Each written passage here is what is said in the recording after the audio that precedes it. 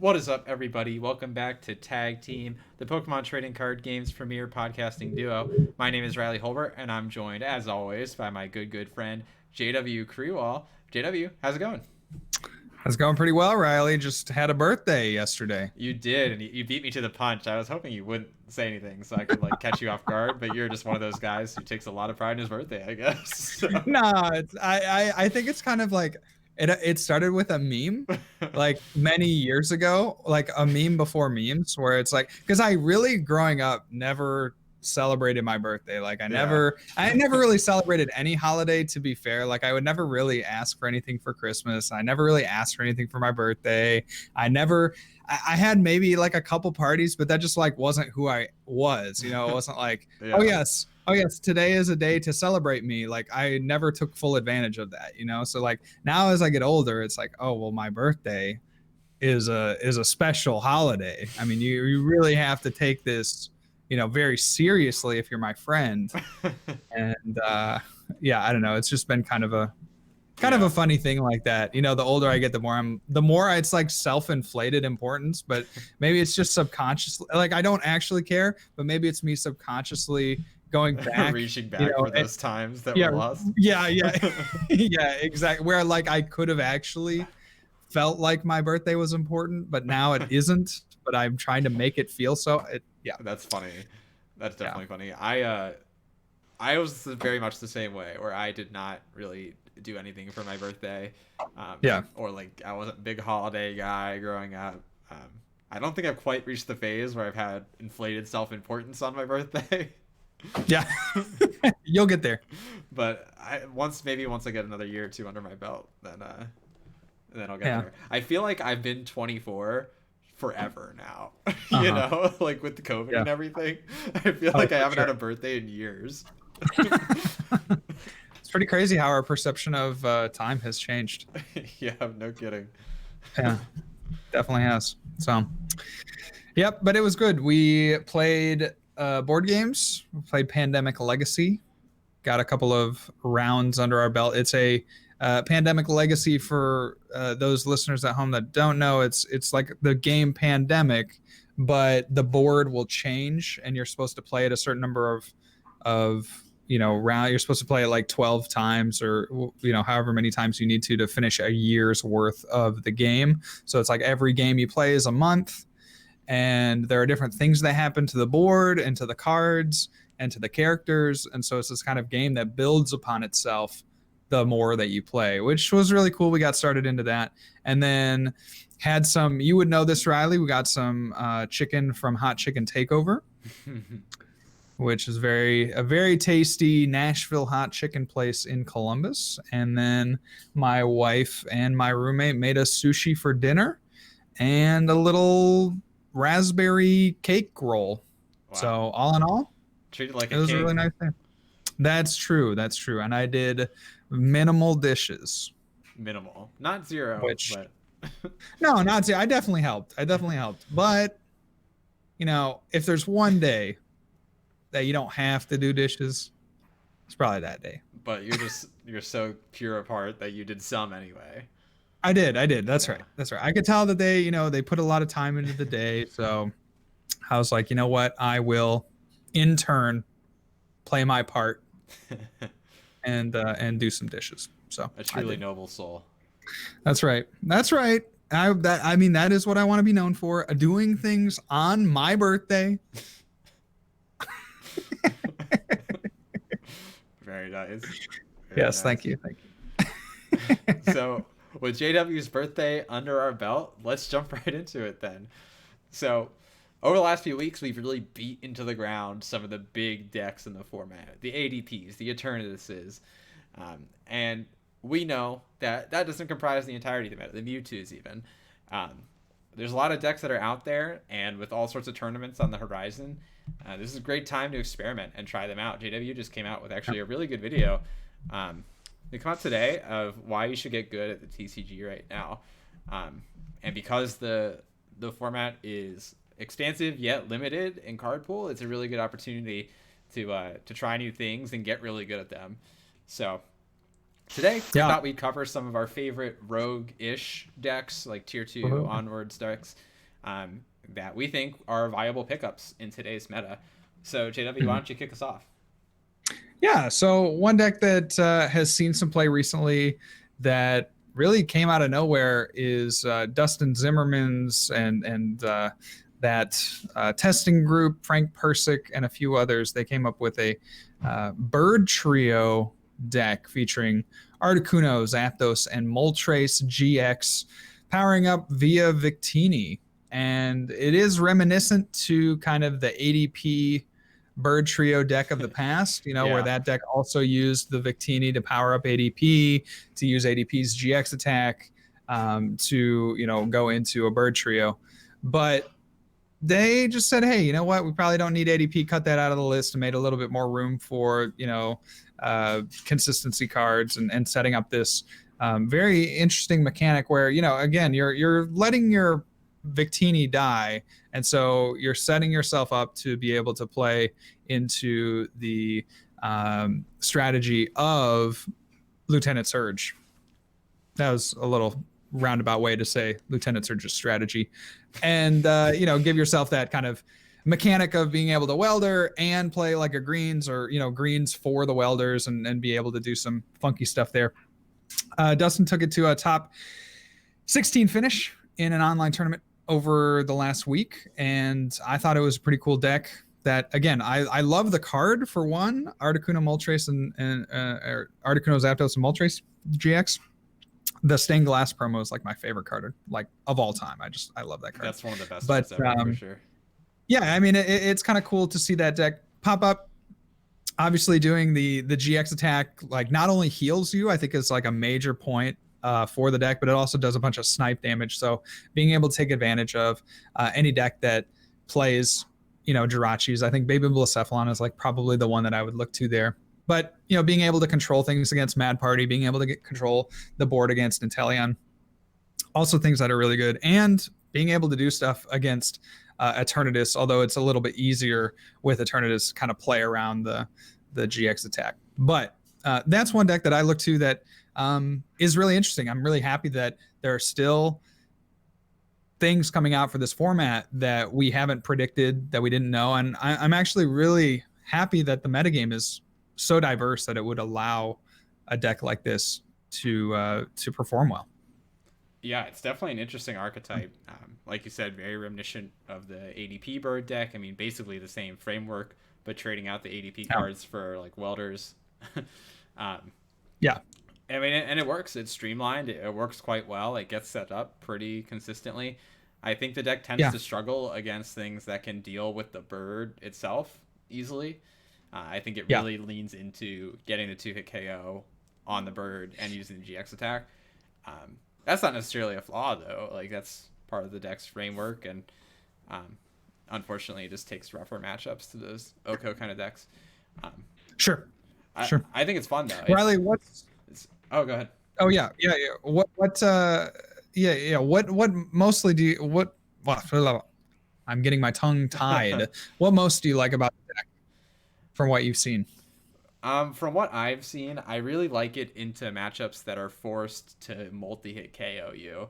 A good example is like Senti Scorch has to hit you multiple times, and you can take advantage of that with very good math. And they do play a Vitality Band to try and help smooth out the math versus like ADP, and they even play like Powerful Colorless Energy, which is pretty cool. Kind of hard to like find a so you chance can to reach attach it, but you can do it. Right, but when you do, I mean, it's kind of cool, right? Because the bird trio can take advantage of that plus 20 damage buff, and so it does have a lot of tricks. It has a lot of room for those tech item cards. So you're playing a greens engine, so you get to play things like Tool Scrapper if you choose. You get to play things like Stealthy Hood. You get to play very easily things like Reset Stamp.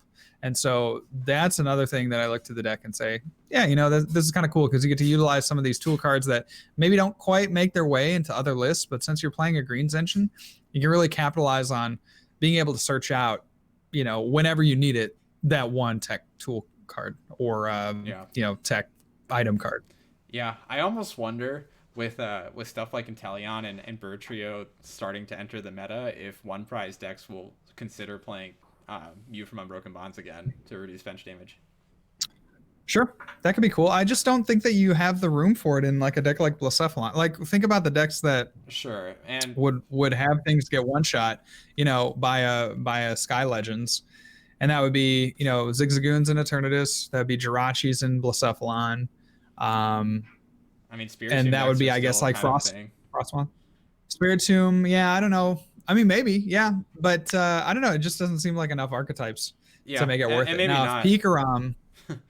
if Pikarom came back, maybe, but I think that the GX attack is not something to tech hard for, and I think that makes it like that much more viable, right? Like, it's like But you're not going to play this deck very viable much. off the back of its GX attack, then wouldn't you just want to make it unviable by putting in the counter to the I GX guess, but attack? would you really expect to see this Bird Trio deck, No, you but know, if you did, multiple times in a tournament? All right, yeah, sure. It could be something for sure. Absolutely, yeah. absolutely. You seem like you have your doubts. Well, I don't know that it's fun for sure. I don't know that it's necessarily the kind of. I mean, it just doesn't seem like the kind of deck that would ever win a tournament to me. Yeah. But it seems like a deck that, in the right hands, could perform very well.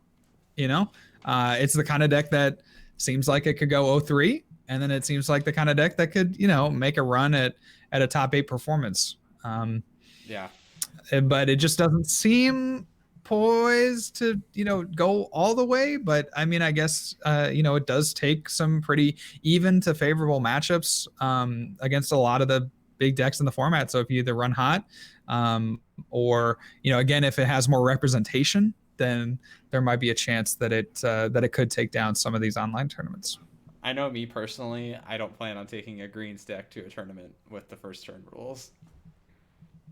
Yeah, green stacks are definitely hard, and then also just with Marnie being kind of as staple as it is. I mean, we just pretty much every deck needs Marnie. Yeah. So with the greens decks, it's not like the greens decks of old where your only real threat was getting reset stamped, which was still a very real threat, but you could, you get reset stamped in the early turns after you use your first greens, and you're still drawing, 7 cards after your top deck. And like, that's a pretty reasonable hand that you can do a lot of things That's a with. whole opening hand. Yeah, right. And like reducing, you're only reducing it by 2, but again, when you're trying to combo things like with the welder, you're trying to get, your double fire and the welder, like it starts to make things really dicey if you do get Marnied, as opposed to greens decks of old that got reset stamped. Yeah. Yeah, for sure. Any parting words for Bird Trio, JW? I mean, I'm excited to give it another look, but we'll see. It's one of those decks that I'm kind of cautiously like keeping an eye out for, but maybe not really telling anyone that they should play it. Like, I'm not sure that it's the deck that I would be recommending to anyone. Yeah, fair enough. So nice. So Riley, what about you? What are some of your favorite decks? We were just talking about the meme deck. You seem to gravitate towards these kind of decks that are a little bit memey in nature, and then they turn out to be very good. And I think you found another one here. Why don't you tell the listeners about that? Sure. I don't know what you mean by gravitate towards decks that are memey, but well, what about like Guardian is a great example. Guardian was no meme, bro. That was the real deal through and through. Yeah, so actually this is birthed in very much the same way, where I was talking with Brady Botner on Discord, and we wanted to play Pokemon and wanted to do something different. So yeah, I was actually playing Teamfight Tactics simultaneously, and I built a Mad Party deck and started running with it. Now, before anyone tunes out, I realized that Mad Party is like a hard meme deck, much more than Guardian or like Wacky Smacky or any of my previous decks that I've worked on. I acknowledge that, and I don't think Mad Party is as good as those decks were. That being said, Mad Party has performed very, very well for me, and it's been very surprising. I think if you just lean really hard in consistency and play the decks hard out, it actually does pretty well against pretty much everything that's not Arceus, Dialga, and Palkia Tag Team GX. So if you can avoid that little sucker, then the deck's actually decent. It trades really well into some of these larger, like multi-prize decks. Like Scorch is a very good matchup. Eternatus, if they don't hit a ton of Zigzagoons, or if they don't hit a ton of Scoop Up Nets early, or if they don't play Scoop Up Net, then I think you're favored in that matchup. And then like you can pretty much trade evenly with any other one prize deck, like the Baby Cephalons of the world. You trade just fine with. And actually, it's probably simpler for you to get consistent knockouts than for them. Sure. Because you don't have to rely on Welder. So the deck is fun, and like you get trade 0.5 with the Poltegeist. So it's just a really fun deck. I was getting really frustrated actually over the last week. I was playing a lot of ladder, and I was playing a lot of like the big meta decks, and it was just kind of frustrating me, like basically having the same games played out over and over. Not like down to the game level, but you know, the same like macro actions were happening over the course of a lot of games. And I just needed something to refresh my perspective on the meta. And Mad Party was a great way to do that. I feel much more excited and much more rejuvenated about the meta, having played something that's a little more rogue, a little more memey, but that still manages to pick up wins. And I will say my win rate's been very good. So if you are interested, I would actually recommend like trying the deck out and just go hard on consistency with a deck like that. Like, don't worry about teching it out at all. Just go all the way in. I mean, not to brag, but I'm kind of a legend with Mad Party, so. Yeah. So it's become a little bit of a meme in like my group chats, because I'm just spamming them all about how good Mad Party is. And like, obviously I'm hyperbolizing it, but I really can't emphasize enough like how rejuvenating it's been to like play something different and enjoy it.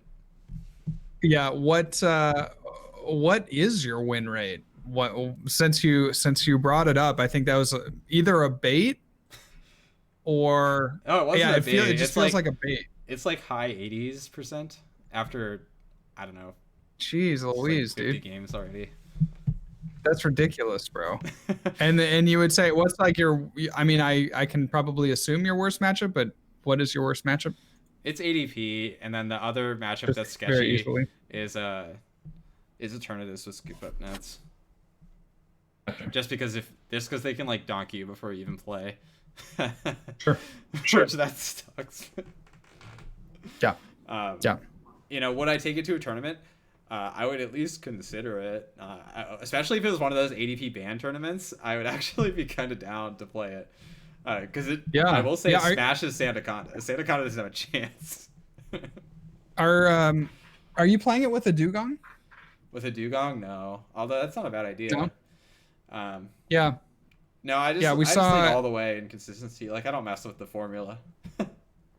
Sure, fair enough. Well, that's cool. Yeah, I mean, it's kind of like, I mean, it reminds me of, you know, Night March of old, where, you know, it starts out, nobody really gives it much credit, and then, you know, the list has to be built in a very certain way, and it's not really ever that good, but it's like pretty viable, and like it does have enough good matchups that like it should be represented in the format. Well, Night March was that good, to be fair. What's that? Night March was that good, though. Not when it first started, bro. Sure. Cards came out later. Cards came out later, but Mike March was that good. I understand. You were the early adopter. Pre-shame it. Yeah. But that's what I'm saying though. It's like you have to build it in a certain way, and it's kind of janky. And then like we might get support for it later on in the line, and that does actually boost it up to, you know, being like a tier 1 archetype. If you're saying, okay, this is maybe falling somewhere, you know, tier 2, tier 3, but still having a place in the meta, like there might be some support for it that, you know, just can help us along in getting to that consistency status like that we would crave with a deck like that. So very interesting. What's your next deck, Riley, that you have been having your eye on, that you really like, that maybe isn't something that's the choice of a lot of top players? Yeah. And looking at the list, I feel like you got the stronger decks of the decks that we have listed out. But Mine are the funner decks. And so the second deck that I want to talk about was the Water Mewtwo deck. So for the unaware, um, there is the Mewtwo deck that plays Frostmoth and takes advantage of a lot of the water type GXs. And what I really like about this version of Mewtwo as opposed to Welder, well, there's two things I like about it. One, it plays hard draw supporters as opposed to relying on Welder.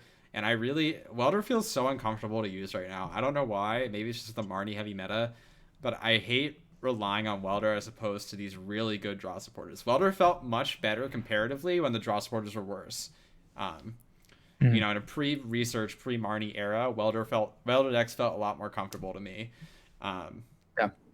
So that aside, I like it because it has hard draw, and I like it because it has more one-hit KO potential, like sustainable one-hit KO potential. One of the things that's really been frustrating me about playing Mewtwo Welder lately is how bad the matchup versus Eternatus is.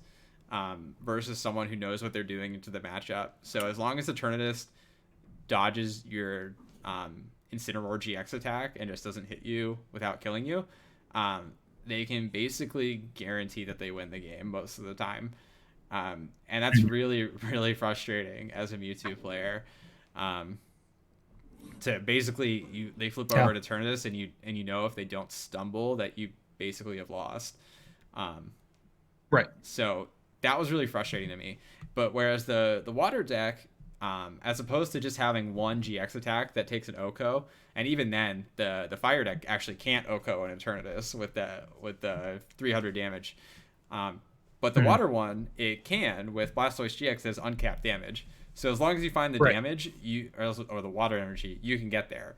Right. And there's a lot of cool water attackers. Honestly, I was looking at the fire attacker / colorless attacker pool, and it felt like kind of bad to me, at least relative to what it used to feel like.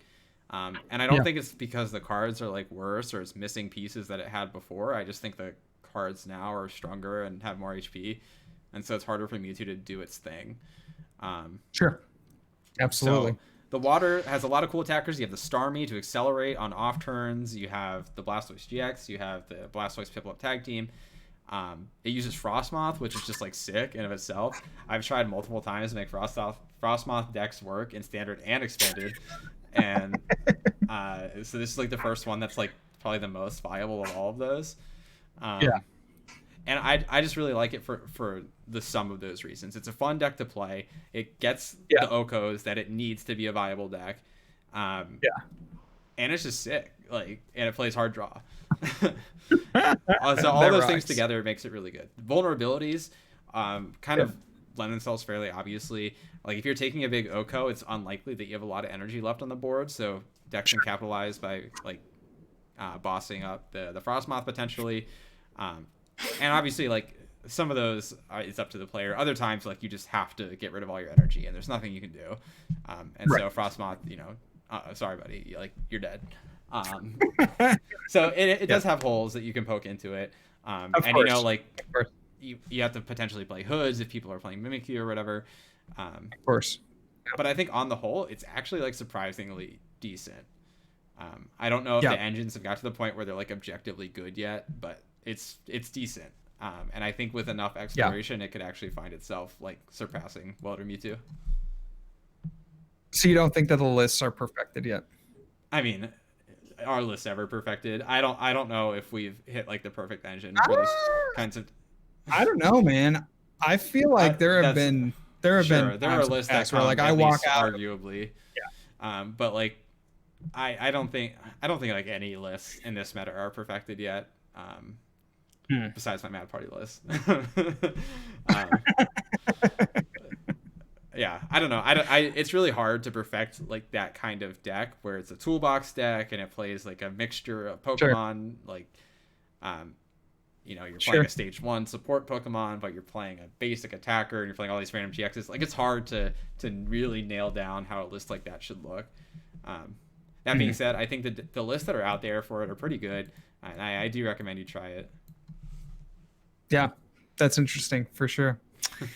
Well, my second choice for kind of off the beaten path, now I'm realizing like man, this one's like probably a tier 1 deck, but I've just been enjoying the Lucario Melmetal a lot. Uh, just I don't know. I feel like it's the only deck that, well, it's one of the few decks that has kind of a different play style from the other top decks, in the sense that you're not just trying to do as much damage as you can as quickly as you can, which is generally speaking the play of almost every other archetype that you would Yeah. consider, as a contender. And so Lucario Metal, I think, yeah, it's just I say it's off the beaten path because I just think like not a lot of people play it. Like it takes a certain kind of player to have that kind of defensive mentality. But it is this archetype that I've really been enjoying. I really like that it just puts the beat down on Eternatus. You take a bad matchup to Fire, of course, but if you don't run into too many Baby Blacephalon or you don't run into too much Centiskorch, you're probably going to have a good day. And yeah, I just think that deck is very cool. It's a very, again, counter play style, whereas all the other decks want to go fast. Lucario Melmetal wants to slow the game down. Yeah. Does Centiskorch have a counter to Bronzong yet? Oh, well, I guess if you're playing the Bronzong version, sure. Then you can add that for fire stuff. Yeah. Yeah. Because of course. Blacephalon obviously has the whatever it's called. The Cram. The Cram. I don't often see. Centiskorch has double. I don't know that I've seen that in Centiskorch, but yes, Centiskorch just play Cramorant through double though. Maybe that's just my personal experience. I don't want to let my personal experience taint that. But right. Every time I play against Centiskorch, they're playing Volks and Centiskorches, and that's their gig. Yeah, and and that kind of has to be the thing for Centiskorch, just because you don't want to bog that deck. That deck especially, you can't really get away with too many auxiliary attackers. You can't really get away from just making your deck as consistent as possible. Because again, like we were talking earlier in the podcast, the welder stuff, you just want to make it very straightforward. Yeah. Yeah, for sure. I mean, to be fair though, I also haven't given Centiskorch much personal time. I haven't invested time into playing Centiskorch myself, so who knows. I have, and I've never liked it. I feel like I've voiced that opinion on a fair amount of times. So you're please stop. So what else do you like about Lucario Melmetal? Is it just the tempo of the deck is what draws you to it? Do you feel like it takes pretty good matchups? Yeah, the matchups are decent. You got good, you look at the good Eternatus matchup as being the thing that just immediately makes the deck viable. And then you have pretty much winnable matchups against anything that just, isn't a direct counter. You can't really beat things like Decidueye Goons if they can get an Obstagoon up. I guess there would be a way with the Bronzong, there you have a chance, but it gets hard. And then, ADP can go a few different ways depending on how you draw in the early game, but ADP matchup's very close for sure. Yeah. But it's really great. It's really an interesting deck that I just love that play style of. Takes some very reasonable matchups to a lot of things. And, again, with the right matchups, you can go far in a tournament, and it's been seeing a lot of success. Yeah, the only thing I don't like about Lucario is how it struggles against the fire decks. And maybe that's just my own luck, but every time I take Lucario Melmetal for a spin, I'm playing against a Blacephalon into a Mewtwo, into a Blacephalon, into a Centiskorch. Well, that is the biggest problem, in my opinion, of Lucario Melmetal, is that Blacephalon is being played a lot more than I thought it would be at this point.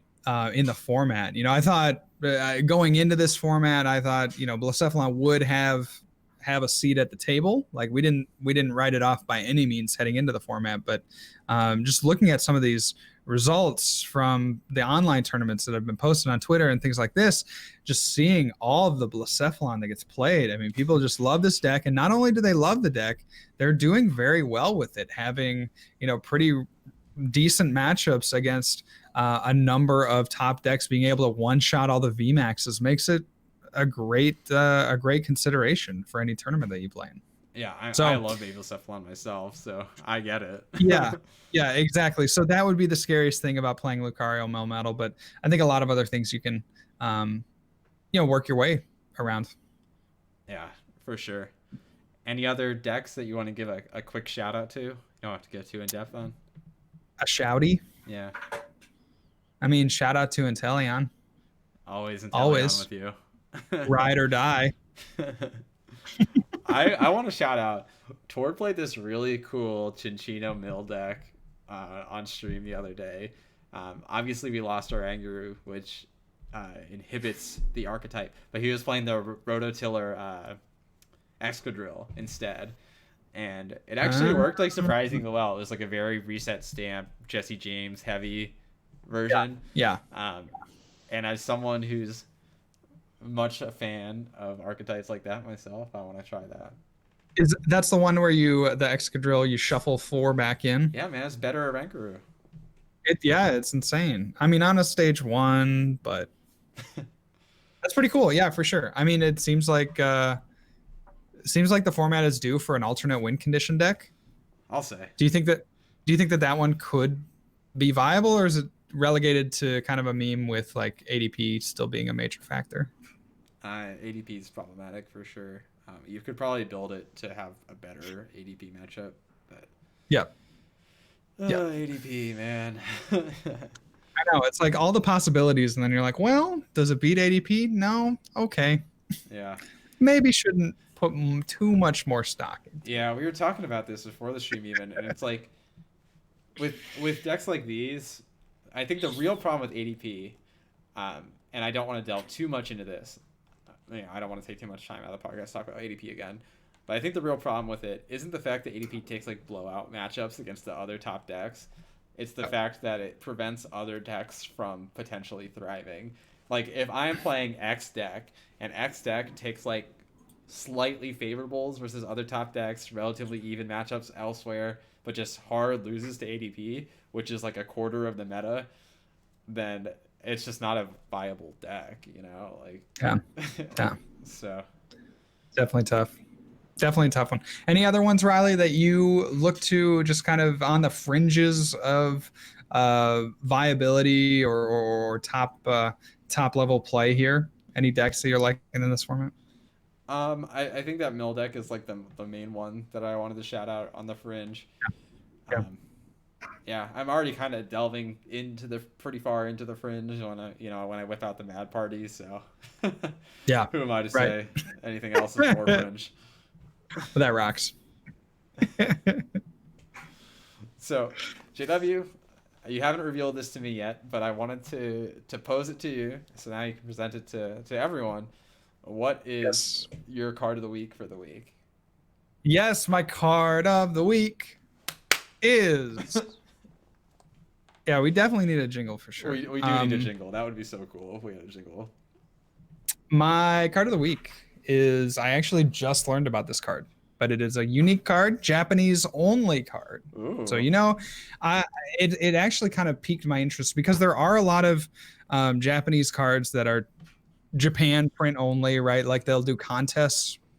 Yeah. This is a big thing. I mean, they've been fairly consistent. I can think of a few times, but particularly in the early, few years of Pokemon where they would hold contests about, send in your drawing, and then you'd have this extremely hideous Snorlax drawn by like a 4-year-old that would make its way onto a Pokemon card, and like that's awesome. But anyway, so Japanese only card that came out in 2004. That is one of a kind, not only because it's a promo card, but it also has a holo style that we've never seen before. And the holo style is called lenticular.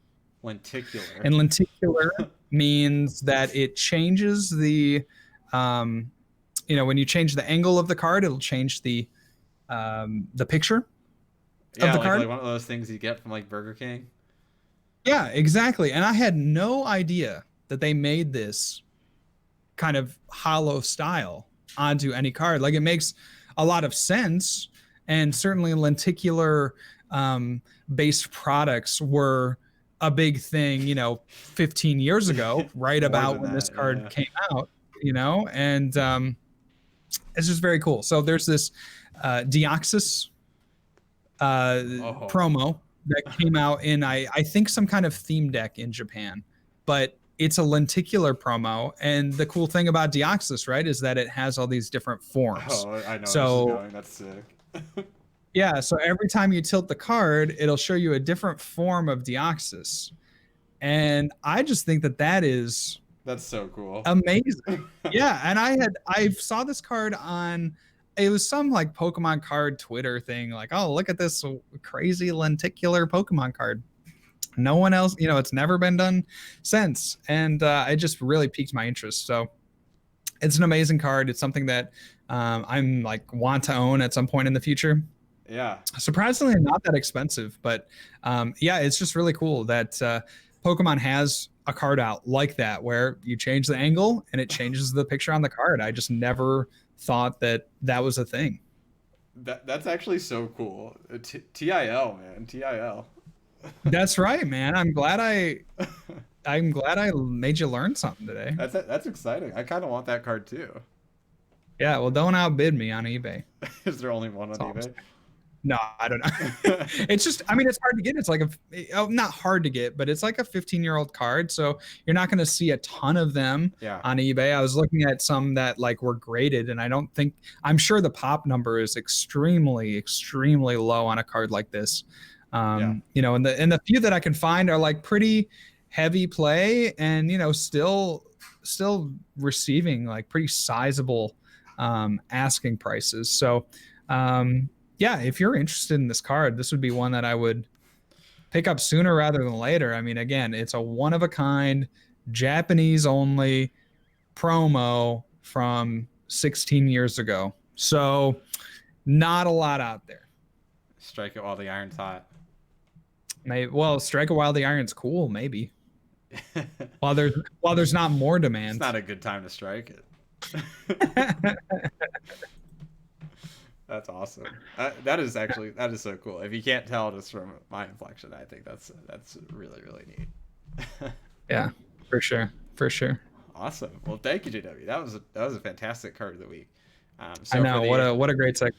So just to reiterate for everyone at home, since this is only the second time we've done it, in season 3 of Tag Team, we're going to be presenting alternating cards of the week. So definitely be on the lookout for this in the midpoint of the episodes if you're curious what kind of things we're looking at. No real theme to them, just really whatever we want. That's right. So let's jump into our next topic here.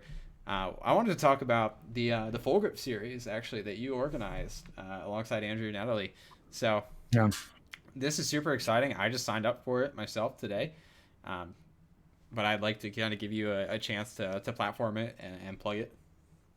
Yeah, well, I mean, at this point, there's not a ton left to plug because in a matter of about 2 hours, we sold out of all 64 slots for the tournament. But we've been seeing a number of tournaments do very well online. I mean, there are just like a lot of different places that you can go on any day of the week and play an online tournament. And I just felt like, hey, maybe it was time for Full Grip to join in on that, and for me to join in on that. Like, I do enjoy hosting tournaments and putting those together and just creating a community and creating things that the Pokemon community will enjoy. And so that was kind of the onus behind this. I texted Andrew one day and I was like, hey, we should really think about doing something like this. And I think he was really interested because it was something that he could be a part of, but not necessarily run, because he is a little more excited about in-person tournaments and a little less excited about doing online tournaments. So he kind of needed someone to say, hey, I'll take on, a lot of the, organizing and kind of planning for this kind of event. And you can kind of take a side view. Like, you don't have to be the man on this kind of project. And so I think that was, really reassuring to him. And also, I think he wants to play too. And this will give him a really great opportunity to play in an event that, is really, low stakes, but also real prizes. Like that's also what separates us, I think, from a lot of the other tournaments is like, sure, a lot of people like online packs. They do, and that's a great thing. And like, that's a very worthy prize to give out, especially, on an event that runs during the weekday. But like, we wanted this to be something where if you won the event, you're getting a booster box, like you're getting something very tangible reward that, makes you feel like you got your money's worth, in a big way. Like it makes you feel like you amplified your money's worth, many times over. And not to say that you wouldn't feel the same sense of gratitude winning packs. So that's not what I'm saying, but just like there's, it's a little bit of a bigger buy-in and a little bit of a bigger reward. So that is something very cool that we're excited to bring to the community. Yeah, that's awesome. So for those who are unaware, you can definitely check out the Full Grip series. There's information about it on JW's channel. It'll be streamed on JW's Twitch channel, Flex Daddy Righteous. And the VODs, are the full VODs just going on your YouTube? Is that the plan? I don't quite know. We'll see how they turn out. I might have to cut them up just depending on how the quality turns out with the Discord. Yeah. So that is, obviously that's going to be a big issue, a potential issue with Discord, streaming people's PTCGO matches and things like that. I'm sure we'll be able to have enough quality games to put up on the YouTube. But yeah, of course, you can always watch the VODs later. Our first tournament is happening in a week from yesterday, my birthday. And so they are going to go, they have already almost sold out. So as far as I know, there's from, 3 p.m. or something, Natalie said there were like 4 slots left. So that one looks to be pretty much sold out at this point of the recording. And then you can join. We're going to start doing them with a cap, and we're going to start doing them bi-weekly. Now this could completely change, but if this next one is in a week from now, then you could count on the second event to be 3 weeks from now. So if you want to get in on that, make sure that you kind of plan ahead. Very sick math, dude. Yeah, I know it's crazy. So but it's great. It's really great to see that the community wants an event like this amongst many of the other events, and we're excited to bring something that will be high quality, that will be high player experience. We really want to make sure that the players are taken care of in terms of getting an event done in a very kind of I don't want to say reasonable, but that's the word that's coming to mind. Or like, you're gonna play, you're gonna sit down, you're gonna play your 3 hours or 3.5 hours, and then you're gonna be done. And it's not like you're not dragging on into the night or anything like that. So I really want to keep player experience at the forefront of this event, and I think it'll be a really great production and something that we can build on in the future. Awesome. Yeah, and shout out to Full Grip as always. Well, honestly, shout out to Natalie. She has been amazing on the back end. She's doing all the work that like you don't see. Like I'll probably be doing a lot of the production the day of, and certainly helping with getting people organized. But she's doing a lot of stuff with the with the organization of the tournament, taking people's entry fees and working on the Discord and making sure everyone's signed up. And she just has a real knack for doing that, and she does it very well. And she's dealing with a lot of people right now, and she's doing a very great job. So yeah, shout outs to her for that. Natalie is definitely the best.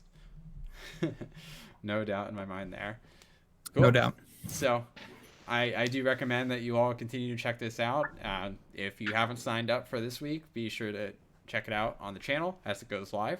And if that seems to interest you, and it seems like a cool thing that you want to be a part of, sign up for the next one. Absolutely. So cannot recommend it enough. I think it's going to be a ton of fun. Cool. I'm happy you're playing in it, Riley. Yeah, it was a tough sell, man. I would never want to participate in your event of all events. That's true. Yeah. You sleazeball. For sure. But I know. Yeah, no, I kind of suck sometimes. So. Yeah, for sure. But it was your birthday yesterday. So, in honor of the week anniversary of your birthday, I thought it was only appropriate that I play in your event. Week, bro. What do you mean week? You mean month? The month of September? Well, no, the week anniversary of your birthday is the event. Yeah. Oh, that's true. That's true. That's true. Yeah, that's true. That's true. So that's a pretty big day on my calendar. Got to make sure to do something special for that. Now you're getting it. Yeah, it's the quarter of JW's birthday, guys. So. Well, good stuff. Well, let's open up the floor to any questions that our viewers have. We have one here that is not so much a question as a very nice statement saying Riley and JW looking fresh with the new hairstyles. Now, I don't know that I have a new hairstyle, and I don't know that you have kind of styled your hair in a different way. Yeah, different? I feel like it's been the same for the last. It's not as big. That's just, it's kind of that's more probably just coincidence more than anything. Yeah, it's a little more kind of, it's less boy band and more emo. Very cool. Very cool. Yeah. I feel like they kind of occupy a similar space. Well, and you are wearing a nice little sweaty. A nice little sweaty. Yeah, I'm repping the Teddy Fresh SpongeBob merch.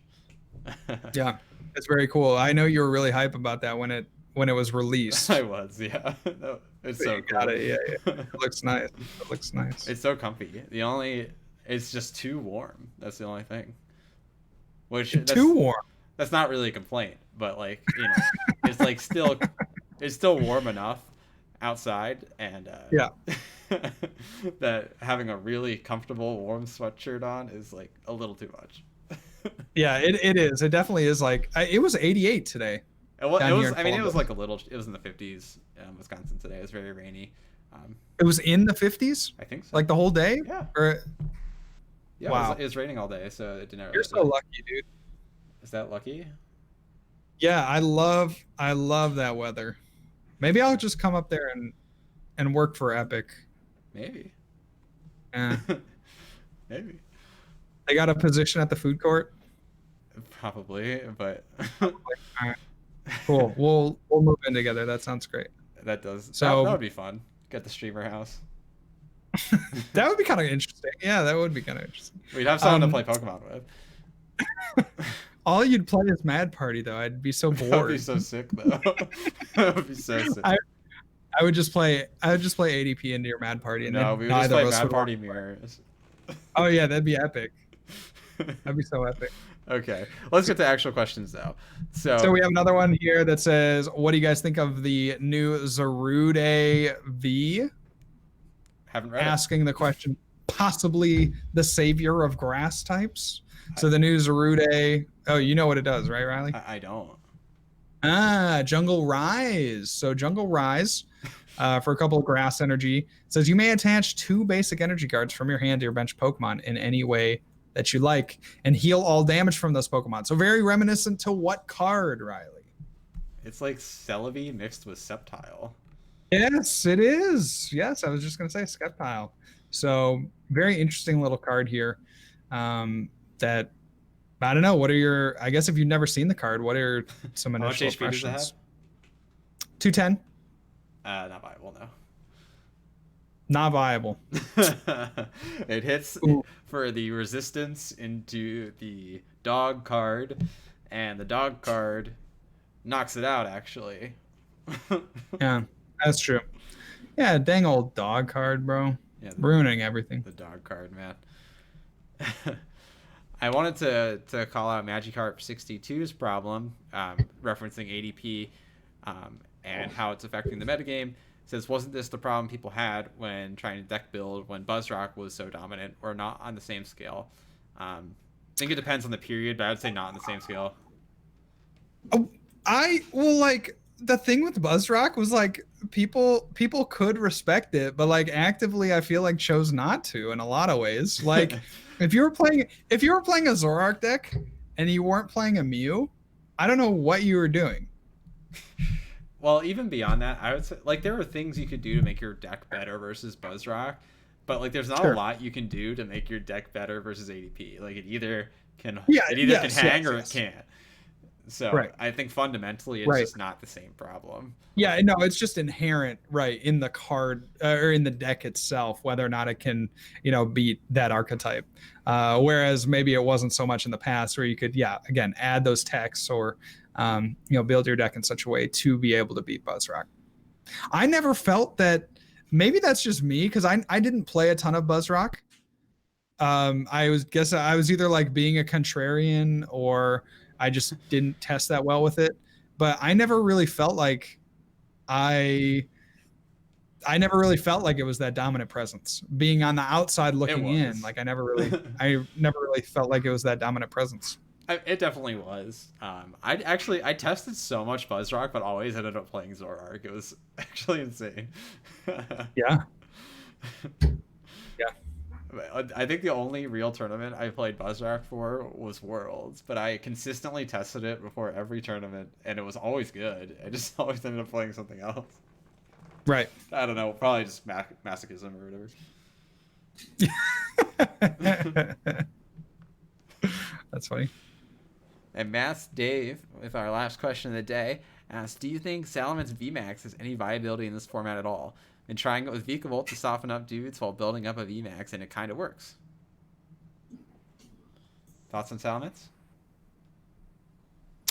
Salamence. I really don't have a ton of thoughts, Dave. It sounds like an interesting list that you're playing, though.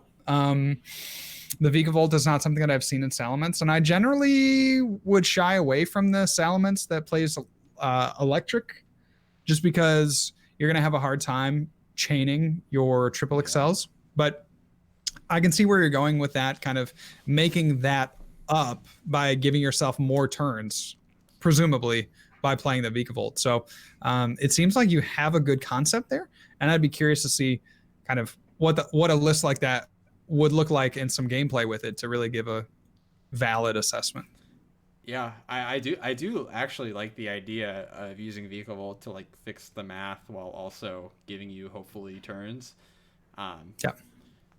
It's hard to guarantee that would like practically work, but it's super cool. Absolutely. Awesome. So, if you take away anything from the pod today, it's that Mad Party is busted, ADP is garbage, and so you should play one of those two decks, and that one being the Mad Party deck. Would you agree, JW? I agree, dude. I agree. And you should also get your hands on the lenticular Deoxys. That's so true. I think if everybody swapped their ADP deck for a Mad Party deck, the world would be a better place. What if we just made that pact? As a community. Yeah, as a community, it's like if you ever find yourself wanting to play ADP, just like say no. Just say, hey, you know what? I'm gonna go with Mad Party instead. Maybe make the game a little bit more fun. Like we're kind of instead of the ban ADP movement, what if we just it's not a call. We're not anti ADP, we're pro Mad Party. Yeah, right. There you go. Or it's not a call to the higher ups. Like we need to take a stand here and now and just not play ADP. So maybe we should, if you see anyone playing ADP, just maybe tell them to stop. Like they don't need that. Like get them help. Yeah.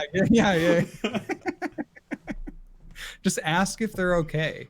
Yeah. And see what you can do to make their life. It's important to check in on people's mental health.